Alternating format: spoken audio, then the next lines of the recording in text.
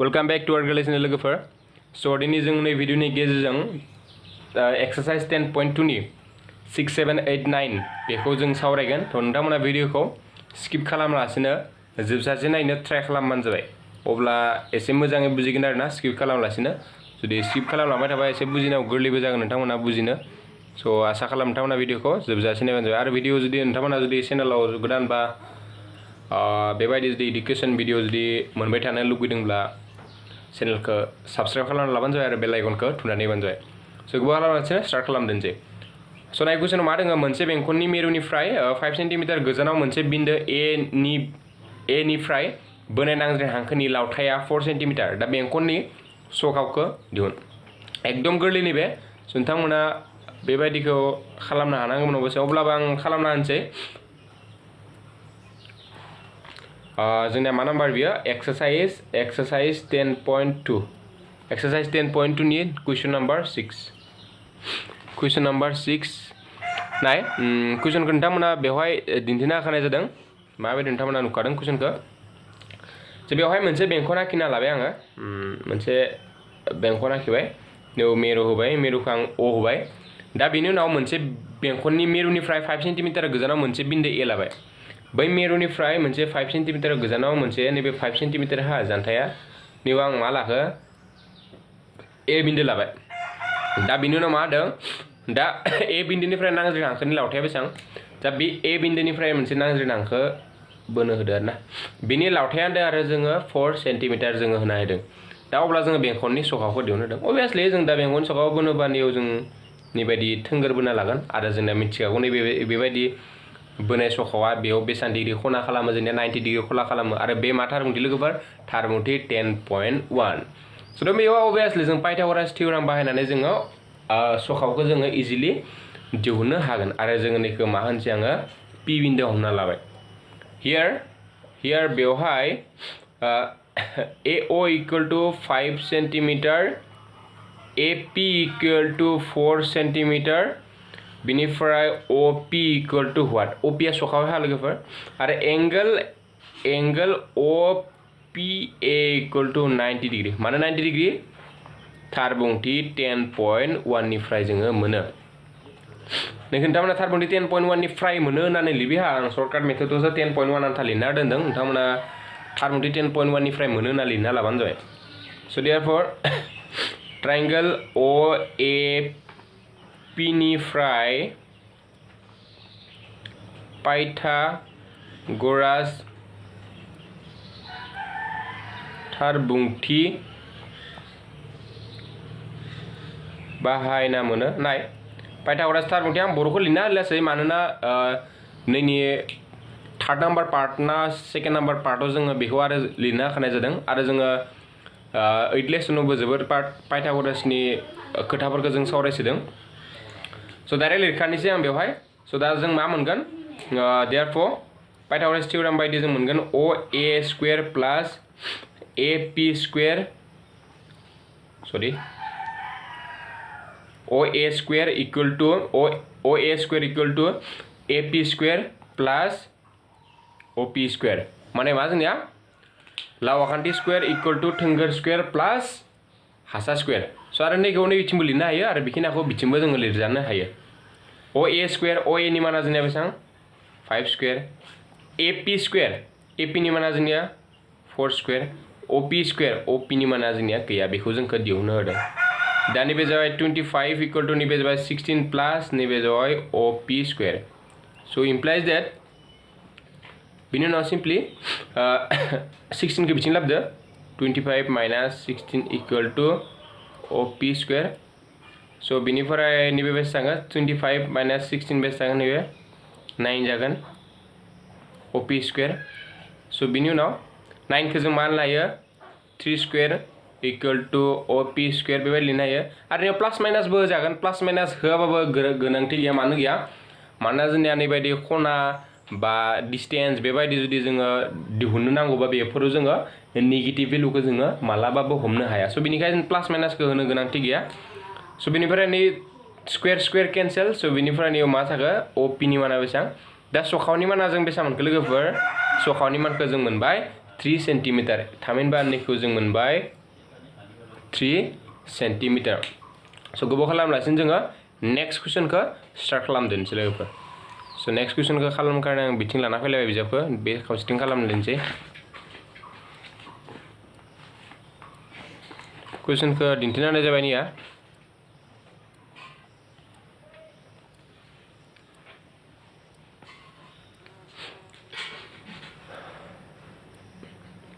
मोनसे मेरुसे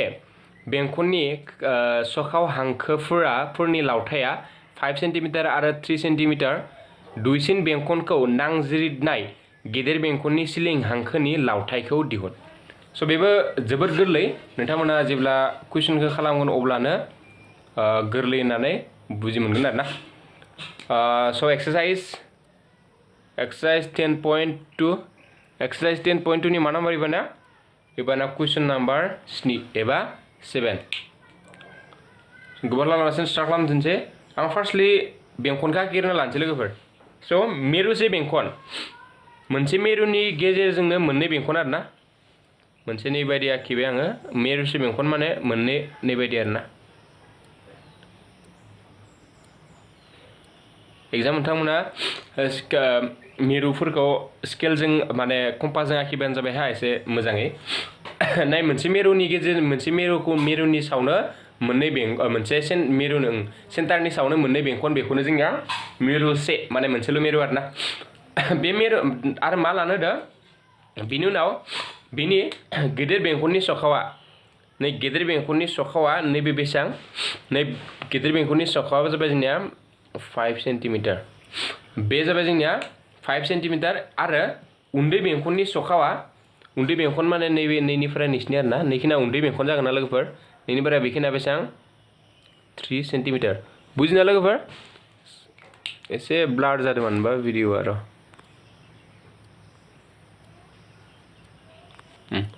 नैखिना मा लोगोफोर नैखिना उन्दै बेंखननि सखाव नैखिना गेदेर बेंखननि सखाव दा जोङो मा खालामनो होदो उन्दै बेंखननि मोनसे नांज्रिद हांखो बोनो होदो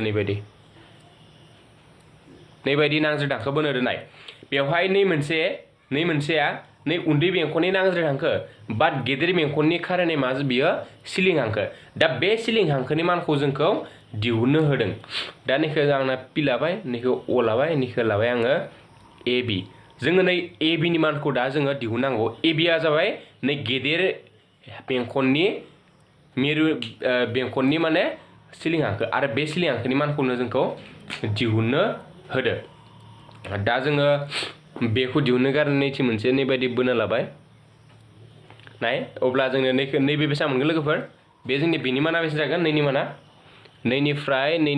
नैनि माना बेसे जागोन जोंनिया 5 सेन्टिमिटार मानोना जोङो सखावना नै गिदिर बेंखननि सखाव बियो बिनिफ्राय नैखिनाथ' 3 सेन्टिमिटार अब्ला जोंना पाइथागरास थियराम बाहायनानै जोङो बेखौ जोङो एपिनि मानखौ दिहुननो हागोन सिमिलारलि बिदिनो जों जुदि नैखौ जुदि बोयोबा नैथिं बिथिंबो नैनि माना बेसेबां लोगोफोर नैनि माना जोंनिया 5 सेन्टिमिटार अब्ला जोङो नैबे जोंना 3 मोनबाय नैखौबो जोङो दिहुननो हाबाय दा अब्ला जों बेखौबो मोनबाय लास्टआव जोङो बिसोर मोननैखौ दाजाबना होबानो जों मानि मानखौ मोनगोन ए बिनि मानखौ मोनगोन आरो नैखौ नोंथांमोना बेखौ पि बिनि मानखौ नैखौ एक्सट्रा दिहुननो गोनांथि गैया नै मोनसेखौ दिहुननो हाबानो सिमिलारलि पि बि इक्वल दिस होननानै नोंथांमोना लिरनो गोसोबा लिरनो हागोन आरो आं बेबायदि लिरनो हागोन टाइम सर्टनि थाखाय नोंथां बेवहाय हियार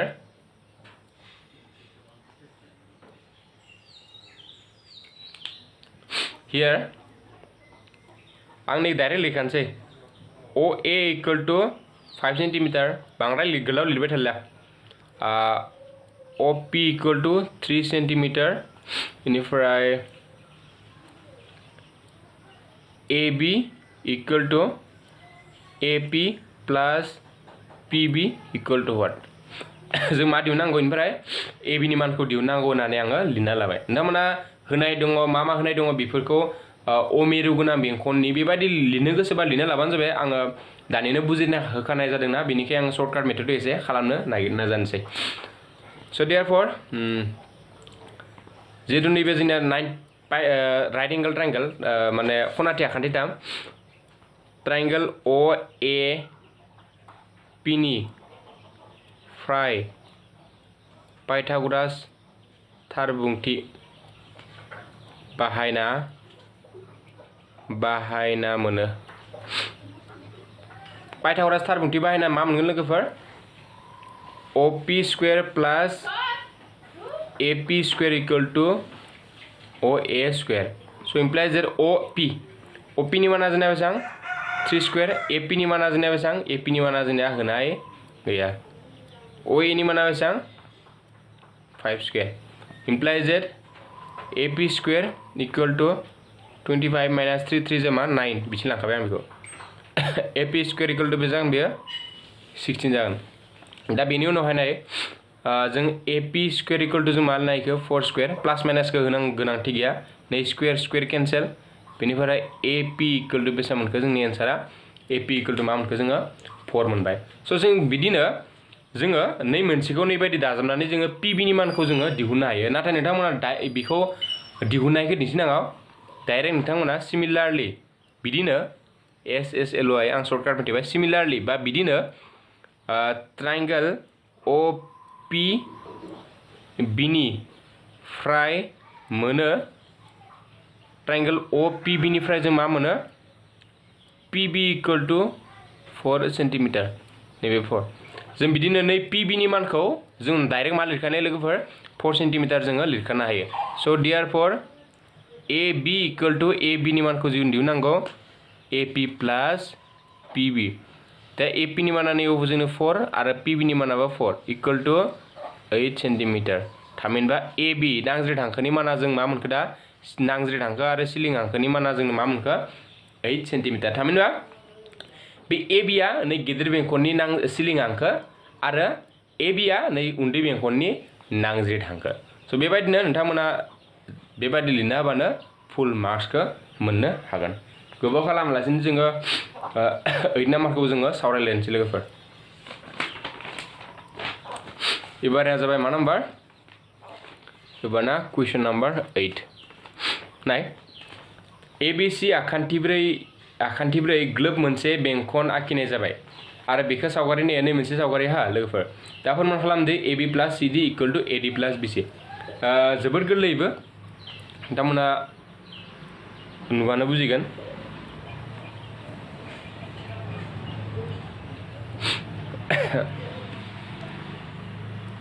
exercise 10.2 question number 8 question number मा जोंना क्वेश्चन नंबर जाबाय 8 सावगारिखौ आं कलम आखिनो लानोसै फार्स्टलि बेंखनखौ आखिग्रो नोंथांमोना जुदि आखान्थिब्रैखौ आखिनानै जुदि बेंखनखौ सिङाव आखिनो जुजिबाय थाबा नोंथांमोना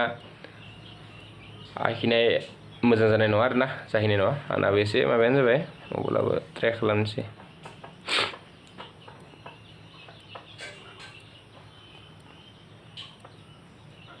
मोजां आखिबाय हा नोंथांमोना आंना एसे बेंखा बेंखि जाबाय बाट आं बुजायदेनसै आरोना बिदिनो ABCD इनिफ्राय नैबे जाबाय PQRS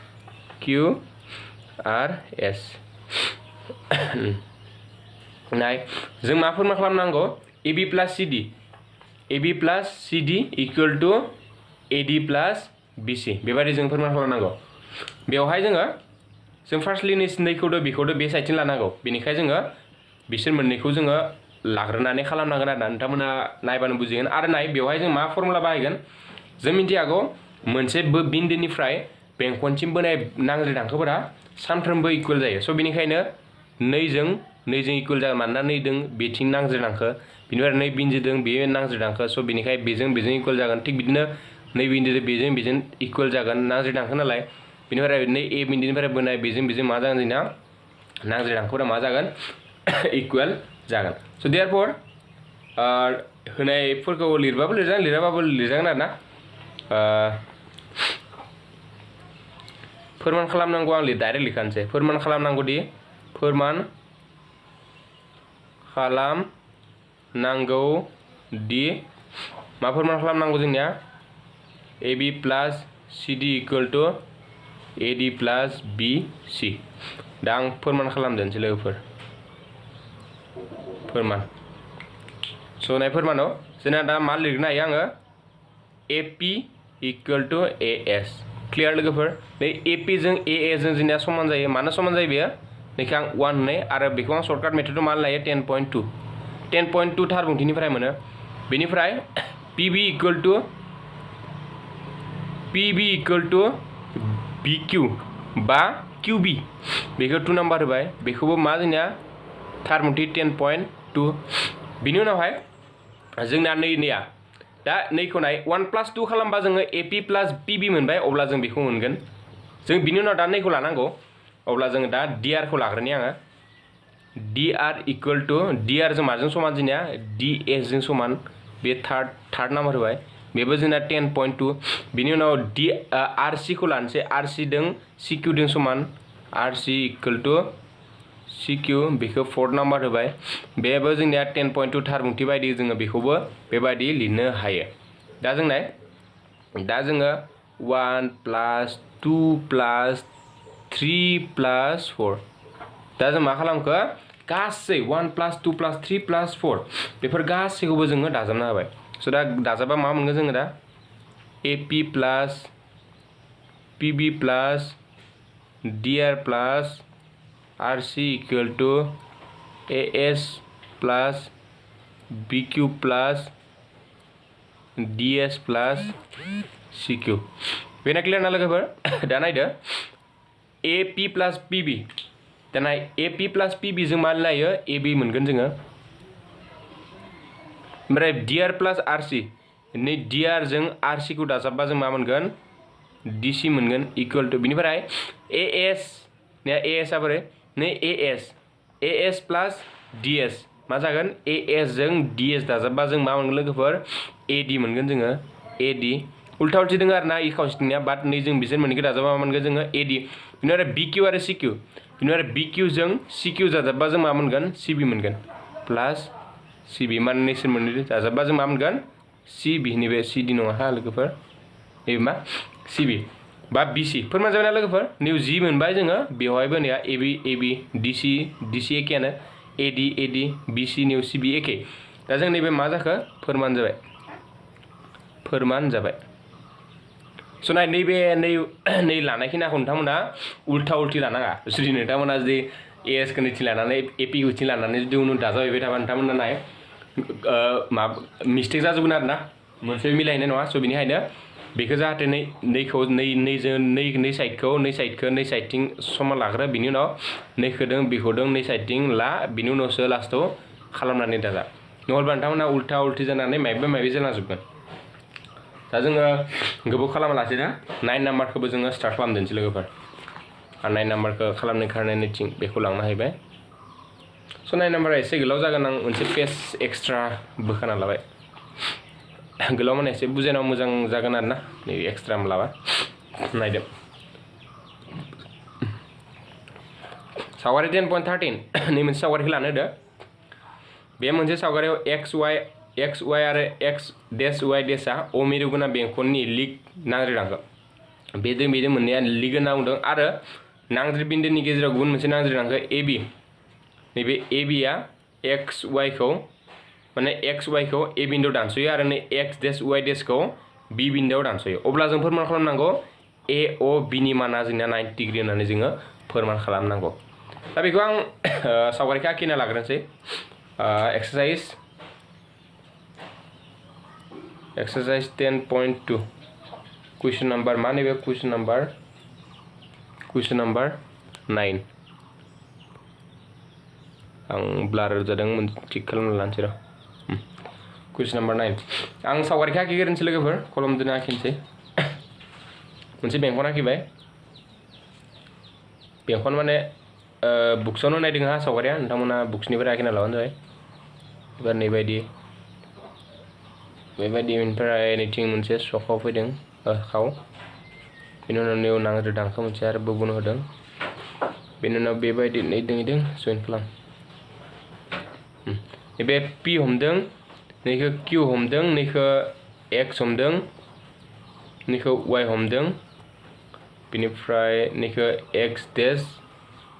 नैखौ Y dash बिनि उनाव नैखौ हमदों O नैखौ हमदों C नाय बिनि उनाव नैखौ A नैखो ए नैखो बी नाय बेवहाय जोंखो मा फोरमान खालामनो होदो जोंखो फोरमान खालामनांगौ जे ए अ बी नैखौ जोङो 90 डिग्री होननानै फोरमान खालामनांगौ नैखो 90 डिग्री होननानै जोंनो होनाय गैया हा नै आं लिरना सोदों बाट नों होनाय 90 डिग्री होनना जोङो फोरमान खालामनांगौ लोगोफोर बेखौ लिरना लानाङा बाट आं नोंथांमोननो बुजिनाय हिसाबै फोरमान खालामनांगौ होननानै दिन्थिना होनाय जादों आरो बेवहाय नाय बर'बो जेबो मान होनाय गैया आरो बेखौ जोङो 90 डिग्री होननानै फोरमान खालामनांगौ स' बेनि कारणे जों आखिना लानांगोन जे नैथिंनि बायदि मोनसे बोना लानांगोन नैबायदि सि बिन्दोसिम बिनि उनाव जोङो नै मोननै बेंखन नै मोननै ट्रायंगल बे मोनसे ट्रायंगल माने ए पि अ आरो ए सि अ मोनबायना बिनिफ्राय नैथिंबो ए सि अ बि बिनिफ्राय बि किउ अ बे मोननैया ट्रायंगल आरो बे मोननैया ट्रायंगल दा बे मोननै ट्रायंगलनिफ्राय जोङो नैसोर मोननै आखान्थिखौ खनाखौ जोङो गोरोबलि माबा बाहायनानै नै मोननै खनाखौ जों इकुवेल हमना लानांगोन आरो नै मोननै ट्रायंगलनिबो गोरोबलि बाहायनानै जोङो सिपिसिटि रुल बायदि नैसोर मोननैखौ जोङो इकुवेल खालामनानै लाग्रोनांगोन स' बिनि उनाव जोङो सिम्पलि खालामनो मोनगोन नोंथांमोना भिडिअखौ जों जागायजेनबानो नोंथांमोना गोरलैयैनो हमनो हागोन आं बेवहाय होनायफोरखौ नोंथांमोननो जेबो लिरना होलिया नोंथांमोना बुक्सआव जेरैबायदि दं ओरैबायदिबो लिरनो हागोन गोसोबायदि दे एक्स वाइ बेयो मोननै नांज्रेद हांखो आरो बिसोर मोननैया लिक बेबायदि नोंथांमोना बुक्सआव दोङो नेनाय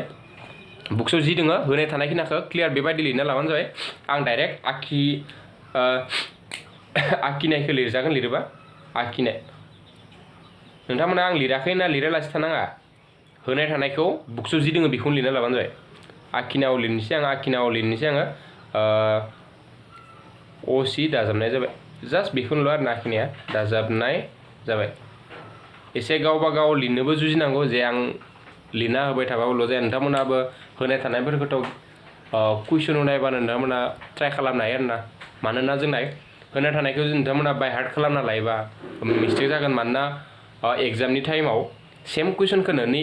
एनि जायगायाव जुदि बि होना थायोब्ला नोंथांनि होना थानाया एसे चेन्ज जागोन नोंथाङा बिबायदियै बि दोङोबा नोङो बिखौसो लिरनांगोन जे नोङो बाय हार्ट खालामना जुदि थाङोब्ला नों जि बाय हार्ट खालामदों होनाय थानायखौबो बे ए टु जेड लिरना होयोब्ला जुदि होमबानिया नोंना मिस्टेक जागोन आरोना स' बेनिखायनो सानो नोंथांमोना होनाय थानायफोरखौ गावबा गाव लिरनो नाजाबानो जाबाय बिनि उनाव जोङो स्टार्ट खालामदोंसै सलुसन बा मावफुंथाय हाखान्थिथाम फोरमान खालाम दिन्थिनांगौ दि बेखौबो जों नोंथांमोना सिगाङाव लिरबानो जाबाय हा नै सिगाङाव फोरमान खालामनांगौ the angle A O B equal to 90 degree स' बेखौ नोंथांमोना लिरना लाबानो जाबाय A O B equal to 90 degree होननानै जोङो फोरमान खालामनो नांगौ दा ट्रायंगल ए अ सि आरो ट्रायंगल ए पि अ बा ए अ पि बो लिरजागोन ट्रायंगल ए अ पि नि फ्राय मोनो जों मा मोनगोन बेसो मोननै ट्रायंगलनिफ्राय नाय अ ए इकुवेल टु अ ए बे मानो जाखो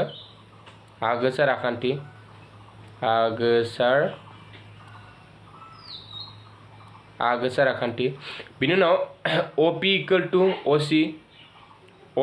टु अ सि मानो बियो जोंनिया सखाव अभियासलि बियो जोंनिया सखावना होननाया अ पि जों अ सिया सखाव स' बे मोननैया समान जाबाय बिनिफ्राय ए पि इकुवेल टु ए सि बे मा जागोन लोगोफोर आं बुंनि सायाव नोंथांमोना जुदि हायोब्ला कमेन्ट बक्सआव लिरना हरबानो जाबाय ए पि इकुवेल टु ए सि बे मा जागोन थार बुंथि 10.2 थारमाने 10.2 आ मा जोंना मोनसे बायजो बिन्दोनिफ्राय बोनाय नांज्रेद हांखोफोरा जोंना समान जायो स' दा therefore triangle A O C गोरोबलि ट्रायंगल ए अ पि बे मा रुल बायदि जाखो एस स' देयारफर जों मा लिरनो हागोन एंगल पि अ ए इकुवेल टु एंगल सि अ ए जुदि बेखौ जों मा रुल बायदि लिरनो हायो सि अ ए बेखौ सि पि सि टि नैबे सि अ ए हा नैबे अ माने जोङो नाय नोंसोर मोननैखौ आरोना नैजों बेजों जोङो समान दिन्थिनो हाबाय सिमिलारलि बिदिनो जों मा दिन्थिनो हागोन लोगोफोर बेनि उनाव आं बिथिं लिरनोसै बिदिं बेयाव सिङाव लिरनो हागोन जोङो सिमिलारलि बिदिनो ट्रायंगल OCB गोरोबलि ट्रायंगल OQB OCB जों OQB जों सिमिलारलि बिदिनो फोरमान खालामनो हायो ट्रायंगल बेबो S जागोन आरो नोंथांमोना जुदि नैनि फोरमान खालामनायखौबो जुदि नैबायदि जुदि दिन्थिनो गोसोबा दिन्थिना होबानो जाबाय जुदि नोंथांमोना टाइम मोनोब्ला आरो मोनाब्ला बेबायदि डाइरेक्ट लिरबाबो नोंथांमोना जागोन स' देयारफर बेवहाय मा जागोन जोंनिया नै खनाजों बे खनाजों जोंनिया समान जागोन angle COB equal to angle QOB आं नैबेबो जोंनिया CT नैखौ 1 नाम्बार होनसै नैखौ मा होनसै आङो 2 नाम्बार होनसै बेखौ नोंथांमोना मोजाङै बेबायदि बुजिना लाबानो जाबाय हा CT नि मिनिंखौथ' मिथिखाबाय बुजायना गोनांथि गैला आरो नोंथांमोना क्लास 9आवबो बेखौ सोलोंखादों नाय बेवहाय आरो नाय कुइसन पेपार मा नाय सावगारि नाय POQ आ मोनसे सखाव जुदि सरि खाव बे खावखाय जोंनिया बे मा जागोन जोंनिया 180 डिग्री जागोन बे स' देयारफर एंगल POQ इक्वल टु बेसेबां जोंनिया लोगोफोर 180 डिग्री बेखौ जों क्लियार बेखौथ' जों 180 डिग्री लिरखानो हायो स्ट्रेट लाइन बेयो खावखाय इमप्लाइज दैट दा बेनि जायगायाव POQ नि खनाखौ जों माबायदि लिरनो हागोन नै खना बे खनाखौ जों दाजाबगासे लिरनो हागोन हायो स' देयारफर जों मा लिरनो हागोन POA plus angle COA plus angle COB plus angle QOB equal to 180 degree बेना क्लियर ना लोगोफोर नाय खैथा एंगल जोंनिया नै मोनसे खना मोनब्रै खना दङ ना बे लोगोनो मोनब्रै खना लोगो नांनानै जोंना POQ आ जोंना सोमजिहोदों स' बेनिखाय POQ नि जायगायाव जों मा लिरनो हायो बेबायदि जोङो लिरनो हायो दा नाय बिनि उनाव जोंनो नांगौ जे जोंनो AOC आरो BOC खौ नांगौ जोंनो AOC आरो BOC खौ नांगौ बिनिखाय जों बिसोर मोननैनि जायगायाव जों बिसोर मोननैखौ लाखिथारनांगोन बिनिखायनो जोङो POA जोंना POA नि जायगायाव जों मा लायो COA बिनि जायगायाव आं मा लिरगोन एंगल COA प्लास ओमफ्राय COA खौ जों नांखागौ नालाय बेखौ जों लाखिबाय ओमफ्राय COB खौबो जोंनो नांगौ बेखौबो लाखिबाय बेनिफ्राय QOB आ मानिया बेवहाय जों दानि बावैसो मोन्दों QOB नि जायगायाव जों मा लायो COB लिरनो हायो जोङो नियाव मा लिरगोन आङो COB इक्वल टु 180 डिग्री आरो नियाव मा लिरगोन आं जाहोना 1 आरो 2 निफ्राय मोनो होना 2 निफ्राय मोनो 1 आरो 2 निफ्राय मोनो होना लिरबानो जाबाय इमप्लाइज दैट बिनि उनाव COA मोननै दोङो COB मोननै दोङो थ' नियाव मा लिरजागोन एंगल 2 एंगल COA प्लास नैखौबो मोननै मा लागोन 2 angle COB equal to 180 degree स' इमप्लाइज दैट 2 खौ कमन लाबाय आङो कमन लाबा मा जागोन नियाव थागोन COA plus angle COB equal to 180 degree स' इमप्लाइज नाय दानिया COA आरो ओमफ्राय COB बिसोर मोननैखौ दाजाबा मा जागोन नै टटेल जागोन जे लोगोफोर माने AOB स' नैनि जायगायाव जों मा लायो angle AOB equal to 180 degree सावगारिनिफ्राय मोनो होनना लिरबानो जाबाय बेखौ सावगारिनिफ्राय मोनो बेनाथ' क्लियार लोगोफोर बिनिफ्राय नायदो angle AOB equal to 180/2 equal to 90 degree फोरमान जाबाय क्लियार लोगोफोर बेखिनिखौ लिरबानो नोंथांमोना फुल मार्क्सखौ मोननो हागोन स' बे भिडिअनि गेजेरजों जोङो थार्ड कुइसन नाम्बार 6 निफ्राय 9 नाम्बारसिम सावरायबाय स' नोंथांमोना जुदि भिडिअखौ मोजां मोनदोंब्ला लाइक होनो बावनाङा आरो जेसेबां लोगोफोरनो शेयार खालामजालायनो जायो बे भिडिअनि गेजेरजों बेखिनिखौनो सावरायना नोंथांमोननिफ्राय बिदाय लानाय जाबाय स' गोजोन्थों लोगोफोर